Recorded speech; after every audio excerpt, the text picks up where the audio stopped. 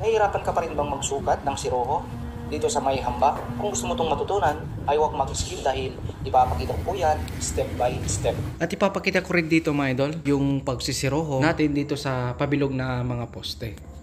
Bago po natin simulan yung sa mga hamba, ay dito muna tayo sa basic para maipakita ko po sa inyo ng maayos. Pagkatapos nga nating maglagay ng buong tiles rito, dapat siguraduhin po natin na pantay yung nasa gilid niya. Kung ano po yung pwesto ng dating tiles, dapat ganun din po dito sa ating pinatong.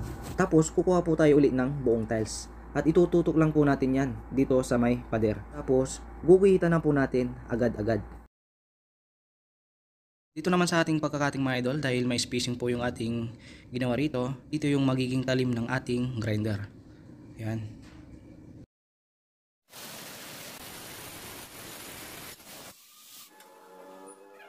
Yan, so i-testing po natin. O, di ba mga idol? Saktong-sakto po siya.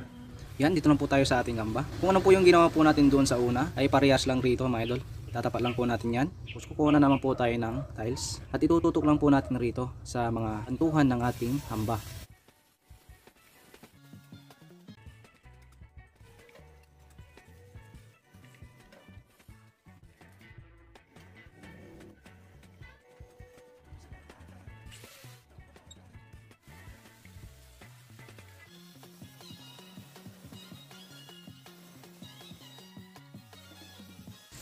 At ang isusunod po natin dito mga idol, yung ating pabilog na siroho. Ito po yung ating susukatan mga idol. Yan. So ang gamit pala nating tiles rito ay 30 by 30 cm. Yan. So maglalagay po tayo ng buo rito. Itatapat lang po natin dito sa may dating posisyon ng ating tiles. So ipapatong lang po natin yan. At kukuha po tayo ng kapiraso ng tiles rito. Pero ang haba pa rin po niyan mga idol ay 30 cm. Pagkatapos nga nating ilagay yung ating buong tiles ay itututok lang po natin tong isang tiles natin na maliit.